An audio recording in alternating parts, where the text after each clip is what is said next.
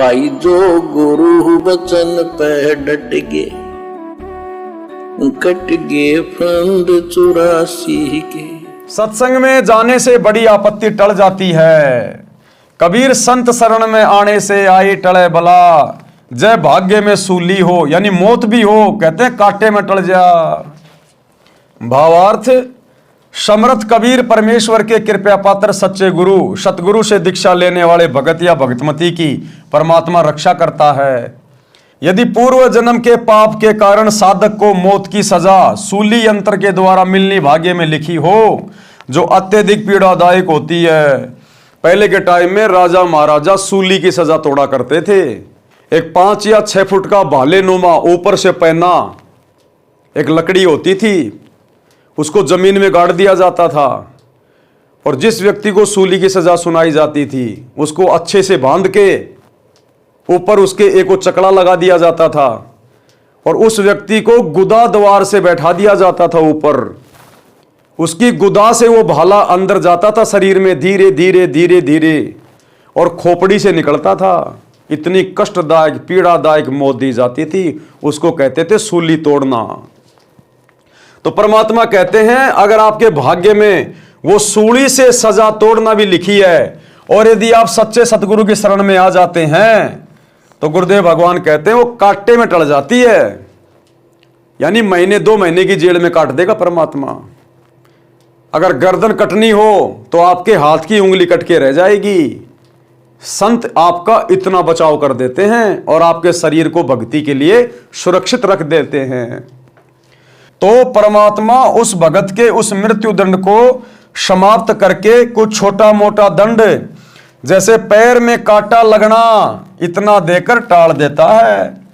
भयंकर दंड को नाम मात्र के दंड में बदल देता है, जो बहुत बड़ी बला यानी परेशानी थी। एक गांव में संत का आश्रम था। अब देखो कैसे एक कथा के माध्यम से गुरुदेव भगवान हमें समझा रहे हैं कि किस प्रकार से परम संत की शरण में आने के बाद सूली जैसी सजा भी एक कांटे में टल जाती है, हल्के में परेशानियां कट जाती हैं। एक गांव में संत का आश्रम था, जो गांव से लगभग 2 किलोमीटर दूर बना था। उस गांव के कई परिवार संत जी के शिष्य थे। संत जी वर्ष में केवल 2 बार उस आश्रम में आते थे। उसके साथ कुछ स्थायी शिष्य भी आते थे।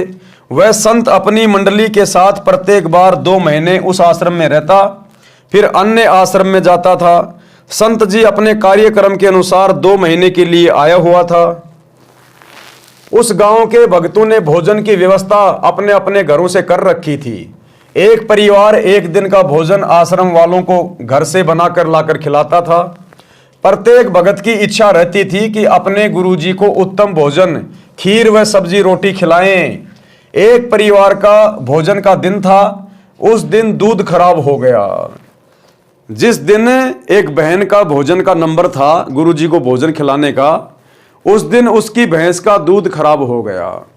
तो अब वो दूध मांगने के लिए अपने किसी पड़ोसन के पास गई। उस दिन दूध खराब हो गया। उस माई का नाम कस्तूरी था। उसी के पड़ोस में एक परिवार था जिसमें केवल 2 माँ बेटे थे। कारण यह था कि उस बहन रामो के पति की मृत्यु असमय हो गई जब लड़का 2 वर्ष का था। उस बहन ने एक घटना देखी थी कि उसके परिवार में दूसरे दादसरे की संतान में एक बहू विधवा हो गई थी। एक पुत्र 3 वर्ष का था। उसने अपने देवर से शादी कर ली। देवर भी शादीशुदा यानी मैरिड था। देवर से भी उसको एक पुत्र प्राप्त हो गया। देवर देवरानी उससे मजदूर के समान बर्ताव करते थे। रूखा सूखा जूठा टुकड़ा पहले बेटे तथा माता को देते थे, जिस कारण से लड़के ने बड़ा होने पर आत्महत्या करनी पड़ी। वह भी पागल होकर कहीं चली गई। सब देवर जेठ बुरे नहीं होते। इस घटना को याद करके उस रामो बहन ने जेठ देवर से विवाह नहीं किया, लत्ता नहीं ओढ़ा, अपने बेटे करमपाल को पाला पोसा, मेहनत मजदूरी की। कुछ जमीन भी थी, उसी में मेहनत करके गाय भैंस को पालती थी। अपने बेटे को अच्छा घी दूध खिलाती पिलाती थी। विचार करती थी कि बेटा शीघ्र जवान हो जाएगा, इसका विवाह करूंगी, ये अपने कार्य को संभाल लेगा, मैं सुख का जीवन जीऊंगी। परंतु सत्संग बिना ज्ञान नहीं, ज्ञान सतगुरु देता है। और भक्ति बिना जीव सुखी नहीं हो सकता, चाहे कितना ही धनी क्यों ना हो, चाहे कोई कितना ही धनी क्यों ना हो, भक्ति बिना 2 टके का भी सुख नहीं है। आज आप प्रधानमंत्री से मिल लीजिए, राष्ट्रपति से मिल लीजिए, किसी बड़े उद्योगपति से मिल लीजिए, यदि आप 5-7 दिन उनके साथ रह के देखेंगे, आपको मौका मिल जाए कभी उनके पास में रहने का, उनके घर पे, आपको उनसे ज्यादा महादुखी व्यक्ति दुनिया में कोई दूसरा दिखाई नहीं देगा। 24 घंटे उनको चैन नहीं, नींद भी पूरी नहीं लेते। आज वहां मीटिंग है, आज वहां जाना है, आज वहां नुकसान हो गया, उस फैक्ट्री में ये हो गया, वहां काम चल रहा था, 2 मजदूर बन गए, पुलिस आई हुई है। रातों को गोलियां खा खा के सोते हैं, शराब पी पी के। जरा सा सुख नहीं है, जरा सा चैन नहीं है। बस केवल हमें दिखाई देते हैं कि ये तो एरोप्लेन में घूम रहा है, महंगी महंगी गाड़ियां ला रखी हैं, बड़ी बड़ी कोठियां बना रखी हैं। उनके अंदर सुख शांति 1 पैसे की भी नहीं है, 1 पैसे की भी।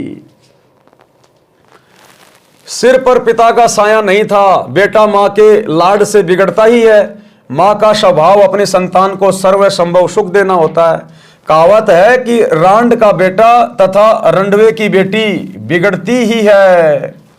कारण यह है कि पिता कार्यवश बेटी की गतिविधि पर ध्यान नहीं रख पाता, मां बेटे की गतिविधि पर ध्यान नहीं दे पाती।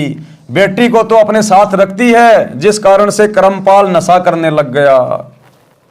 अब यह कहानी परमात्मा उस औरत की बता रहे हैं जिस औरत का उस दिन दूध खराब हो गया था, और उसके पाड़ोस में जो औरत थी रामो और उसका बेटा करमपाल, ये उनकी कथा परमात्मा बता रहे हैं। माता से झगड़ा करके रुपए या बाजरा जवार चना ले जाता, उसे बेचकर नशा करता। और रामो का बेटा जो करमपाल था, जिसका पिता बचपन में मर चुका था, अब मां के लाड़ प्यार से वो इतना बिगड़ गया, वो नशा करने लग गया। मां पैसे नहीं देती तो घर से अनाज वगैरह चोरी करके दुकान पे बेच के और शराब पीने लग जाता। मां सारा दिन रोती रहती थी कि सोचा क्या था, ये कैसी कर्म गति, आगे से आगे सब उल्टा हो रहा है। जिस चिंता के कारण दुबली पतली हो गई थी। भगतमती कस्तूरी अपनी पड़ोसन रामो यानी राम प्यारी के घर गई। पहले कुशल मंगल की औपचारिकता करते हुए पूछा कि बेटा क्या कर रहा है, कैसे हो माँ बेटा।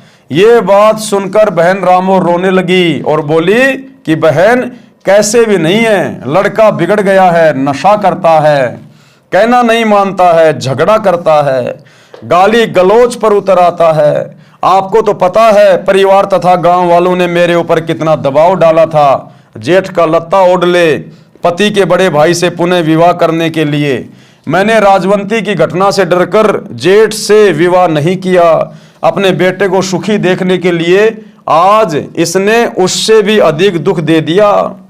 मन करता है कि कहीं चली जाऊं या आत्महत्या कर लूं। भगतमती कस्तूरी ने कहा कि बहन गलत बात नहीं सोचा करते, बड़ा होकर सुधर जाएगा। आप मर गई तो तेरे को पता है चाचे ताऊ सारी जमीन हड़प लेंगे, लड़के को अधिक नशा कराकर मार डालेंगे। ऐसा विचार न कर, एक काम करो मेरे साथ सत्संग में चला करो। यहां अकेली के मन में ऐसे विचार आते रहेंगे, सूख कर कांटा हो गई हो। रामो बोली ना बहन ना, मेरे को तो नगर के लोग वैसे ही शक की नजर से देखते हैं। कोई व्यक्ति किसी कार्यवश घर आ जाता है तो छतों पर चढ़कर एक आंख से देखते हैं। आपके तो सिर पर धनी पति है, मैं सत्संग में चली गई तो जीना आराम कर देंगे, मुझे मरना ही पड़ेगा। बहन यूं बता आज सुबह सुबह कैसे आना हुआ। और रामो ने कहा कि बहन आज सुबह सुबह कैसे आना हुआ। कस्तूरी ने कहा कि बहन आपको तो पता ही है कि हमारे गुरुजी आश्रम में ठहरे हैं, आज भोजन कराने की बारी मेरी है। बहन खीर बनानी थी, दूध खराब हो गया, कुछ दूध उधार दे दे, कल लौटा दूंगी। यह बात सुनकर बहन रामो में करंट सा आ गया और दूध निकालकर बाल्टी खूंटी से लटका रखी थी, उठकर सारा का सारा दूध कस्तूरी की बाल्टी में डाल दिया। कस्तूरी ने कहा कि बहन कुछ तो रख ले। रामो बोली बहन ना जाने कौन से जन्म का पुण्य उदय हुआ है, मुझ निर्भाग का दूध पुण्य में लगेगा। बस बहन ले जा, संतों भक्तों को भोजन करा। कस्तूरी बहन आश्चर्यचकित थी कि सारा का सारा दूध तो मैं सत्संगी होते हुए भी नहीं दे सकती थी, किलो 2 किलो तो रखती। बहन रामों को तो सत्संग की प्रेरणा की आवश्यकता है कि ये तो अच्छी आत्मा है, बहुत दयालु आत्मा है, इसको तो सत्संग के बारे में कभी फुर्सत में समझाना पड़ेगा, बताना पड़ेगा। उस दिन तो कस्तूरी को समय नहीं मिला। अगले दिन के 11-12 बजे रामों के घर गई। गांव में 12 से 2 तक दिन का समय महिलाओं को बातें करने का मिल जाता है। 2 घंटे तक सत्संग की बातें जो गुरुजी से सुनी थी सारी बताई, परंतु लोकलाज के कारण रामो मानने को तैयार नहीं थी। बहन कस्तूरी ने बताया कि हे बहन, आपने मीराबाई का नाम सुना है? रामो बोली कि हाँ, श्री कृष्ण जी की भगतनी थी। कस्तूरी बोली कि वह मंदिर में जाती थी, ठाकुर परिवार में जन्म था, महिलाओं को घर से बाहर जाने पर प्रतिबंध था, परंतु मीराबाई ने किसी की परवाह नहीं की। फिर उसका विवाह राजा से हो गया। राणा जी धार्मिक विचार के थे, उसने मीरा को मंदिरों में जाने से नहीं रोका, परंतु लोक चर्चा से बचने के लिए मीरा जी के साथ 3-4 महिला नौकरानी भेजने लगा, जिस कारण से सब ठीक चलता रहा। कुछ वर्ष पश्चात मीरा जी के पति की मृत्यु हो गई। देवर राजगद्दी पर बैठ गया। उसने कुल के लोगों के कहने से मीरा को मंदिर में जाने से मना किया, परंतु मीराबाई जी नहीं मानी, जिस कारण से राजा ने मीरा को मारने का षड्यंत्र रचा। विचार किया कि ऐसी युक्ति बनाई जाए कि यह भी मर जाए और बदनामी भी न हो। राजा ने विचार किया कि इसे कैसे मारें। राजा ने कहा कि सपेरे एक ऐसा सर्प ला दे कि डिब्बे को खोलते ही खोलने वाले को डंक मारे और व्यक्ति मर जाए। ऐसा ही किया गया। राणा जी ने अपने लड़के का जन्मदिन मनाया। उसमें रिश्तेदारों तथा अन्य गणमान्य व्यक्ति आमंत्रित किए।